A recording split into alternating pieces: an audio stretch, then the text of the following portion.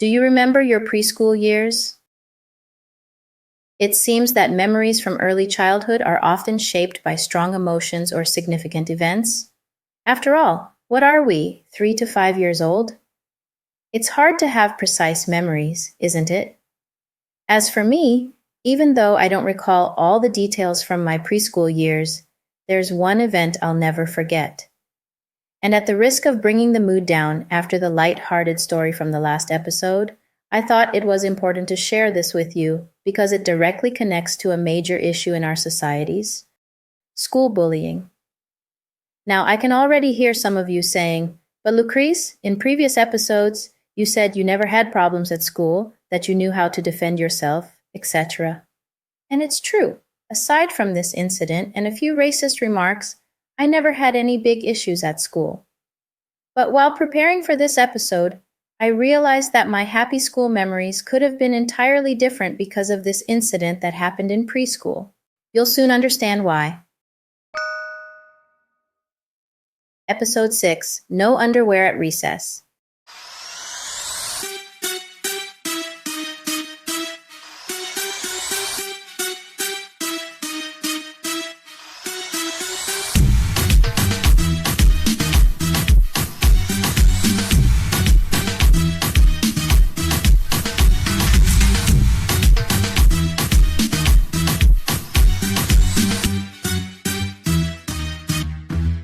Hey guys, it's Lucrece. Welcome to episode 6 of Destiny Podcast. Let me start by saying, relax. The tone of my intro might seem heavy, but don't worry. The story I'm going to share is not the most fun, but it doesn't touch on super sensitive topics. However, it does relate to an issue that, unfortunately, seems to be growing in recent years. In France, as elsewhere, we keep hearing about the tragic premature deaths of teenagers who were victims of school bullying. I've always hated any form of injustice, and I've always felt particularly sensitive to stories about school bullying or violence against women and children. Creating this podcast has, in a way, served as deep therapy for me, and as I reflect on parts of my personal life, I better understand why.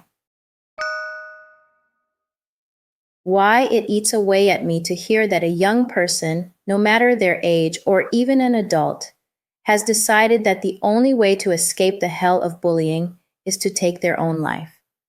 That's why I've included this incident in this season of Destiny Podcast.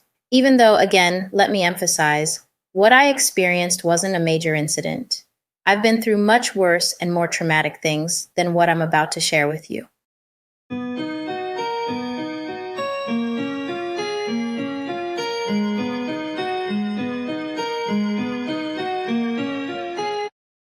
And even though I'm aware that my experience may not be as dramatic as yours, you who may be listening to this episode and experiencing bullying in some form, I believe that sharing my story, however modest it may be, might somehow help you in your own situation.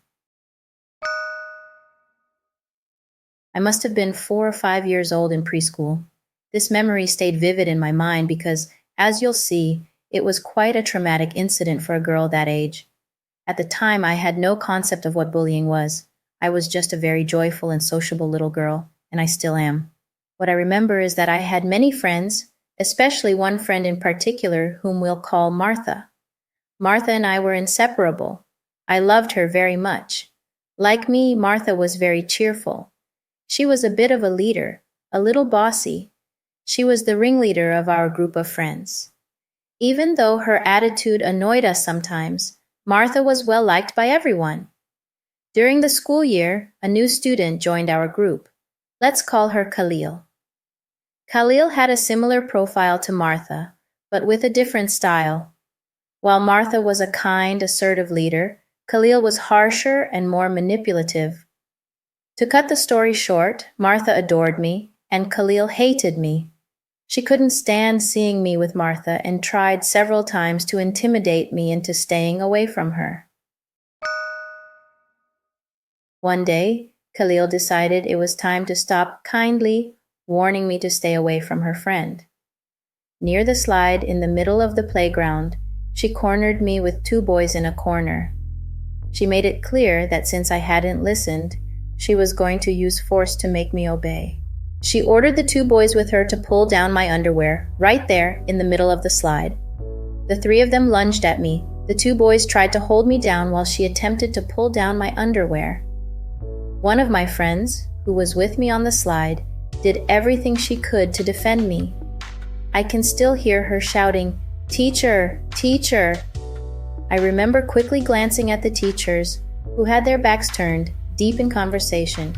I understood then that no one was coming to help me. After several minutes of struggling, Khalil succeeded in pulling down my underwear. She, the 2 boys, and others around us laughed hysterically. My friend, her hair disheveled after fighting to defend me, was the only one supporting me. She yelled at Khalil, threatening to tell the teacher everything. When the bell rang, I was in tears. My friend accompanied me to report the incident, but for some reason I can't explain. The teacher either didn't listen to us or didn't believe us. That's the only detail of this event that I've forgotten. With her innocent face, Khalil had managed to instill 2 fears in me. The fear of speaking to an adult, because the only adult we reported the incident to didn't act, and the fear of recess and other kids. She had won? I was scared? I no longer played in the schoolyard. I remember sitting, curled up on the steps, while all the other children played. One day, Khalil approached me with the 2 same boys from the slide. She smiled and asked why I wasn't playing with everyone else in the yard. She said I could play now, that I was allowed. As I stood up, the 2 boys came closer to me. I immediately sat back down. She burst into laughter and they walked away. I don't remember a long period of distress. I just remember that Khalil moved away before we started elementary school, and the rest of my schooling went well. I'm sharing this experience because today there are young people who endure bullying and humiliation on a daily basis. I don't pretend to compare my experience to theirs. My story took place in preschool in the 90s. I can imagine that for today's teenagers, in the age of social media, the experience of school bullying is much harder to bear. I was too young at the time to think about suicide. But believe me, I know what it feels like to feel so bad that you think life isn't worth living. I know what it feels like to be trapped in a situation and think the only way out is death. If I'm sharing my story with you today, it's because I hope that somehow this audio reaches the ears of someone who needs to hear it. Someone living or who has lived through a similar situation and is feeling so hopeless that they think it's better to die than to live under the pressure of bullying. To that person, I say this, and I want you to listen closely. Taking your own life is not the solution. Don't give up before the time you've been given is up. Your bullies, your situation, all of it is temporary. I know that what you're going through right now feels like an insurmountable mountain, but I assure you, there is life beyond your pain, beyond your fears, beyond your anxieties. My context and yours may be different, but I urge you to seek help by any means necessary. If you're a teenager, beg your parents or those responsible for you to change schools. Delete your social media and create new accounts. Find help. Do everything in your power to get through this chapter that, believe me, is just a temporary part of your life. Pray if you feel the need. For those who don't share my faith, you can try praying too. I promise you, God hears you. Whatever you do, remember this. Lesson 7. Don't end your life because of a problem, a situation that isn't meant to last. Don't do anything irreversible because everything on this earth is temporary, but death is eternal. Hey, this was Lucrece. Thank you for listening to this episode of Destiny Podcast.